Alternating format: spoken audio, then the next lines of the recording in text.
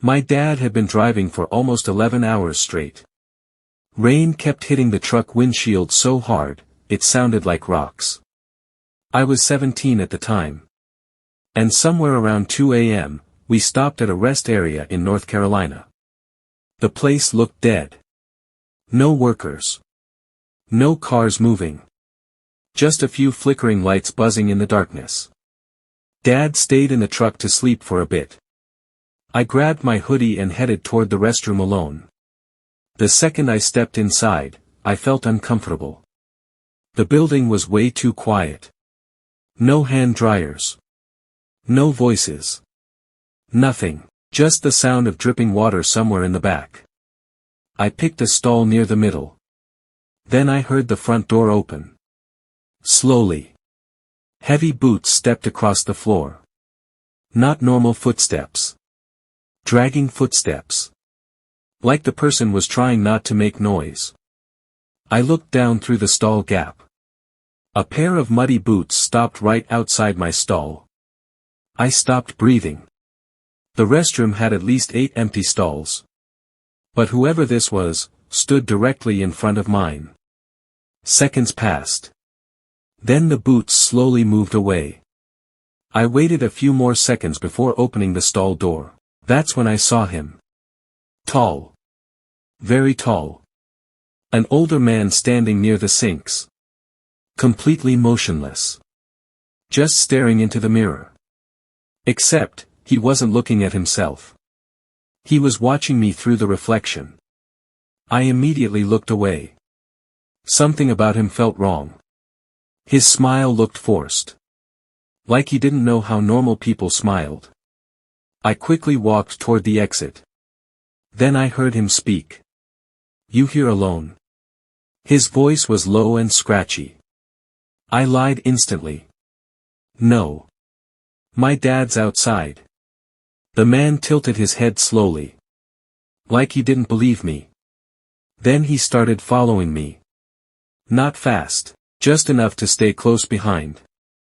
I pushed through the restroom door and headed back toward the parking lot. That's when I noticed something strange. A red car sitting near the trees. Its headlights kept flickering on, then off.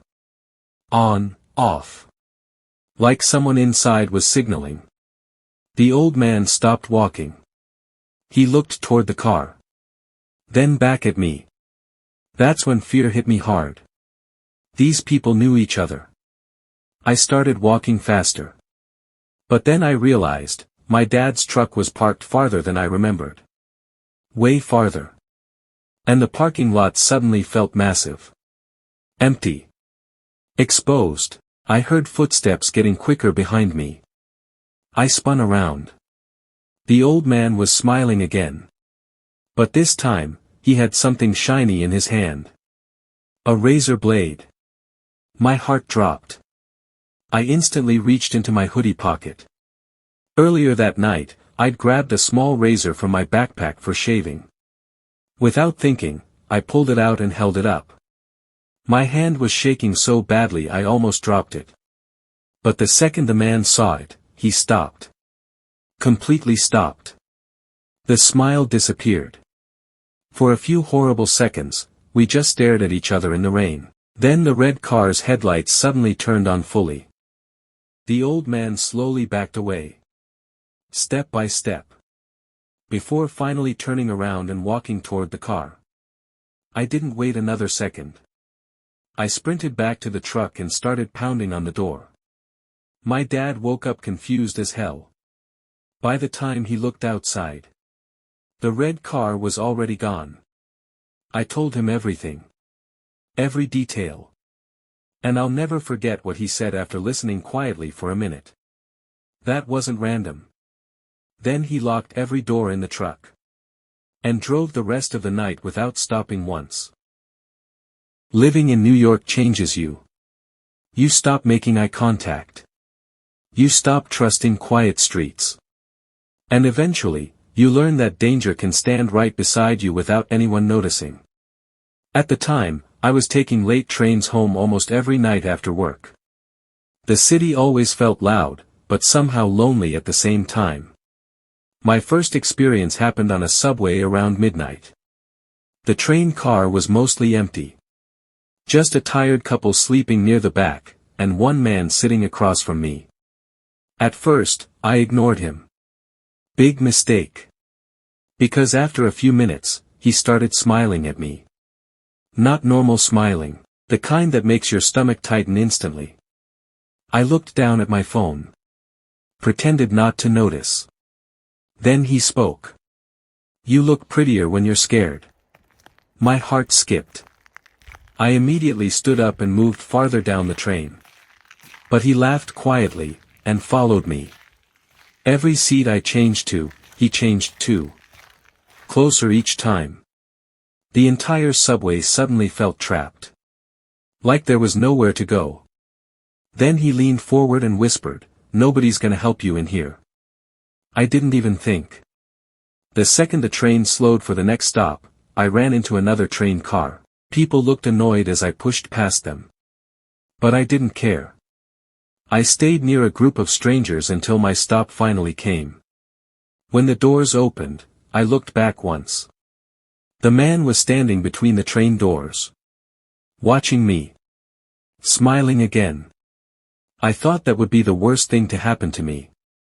I was wrong. Because 2 weeks later, something even worse happened. I got off a late bus around 1 a.m. The streets were wet from rain. Most stores were already closed. And my apartment was still a 10-minute walk away. At first, everything seemed normal.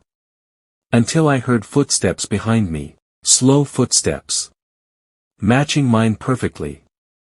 I sped up. The footsteps sped up too. That's when I turned around. A tall man wearing black gloves was walking behind me. Latex gloves.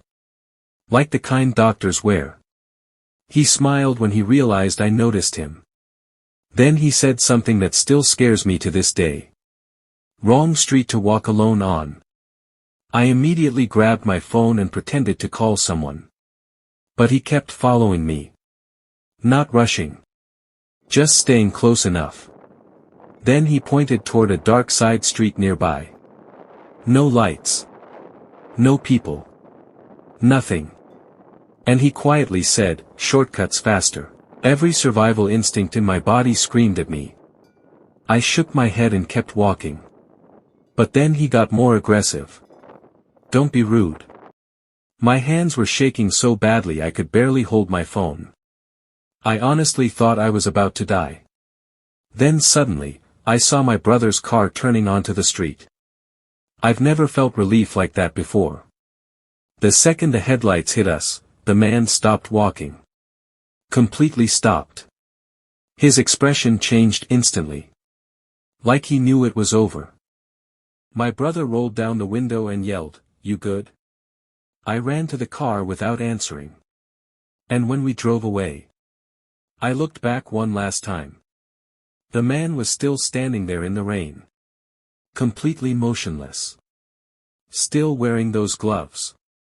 Still watching me leave.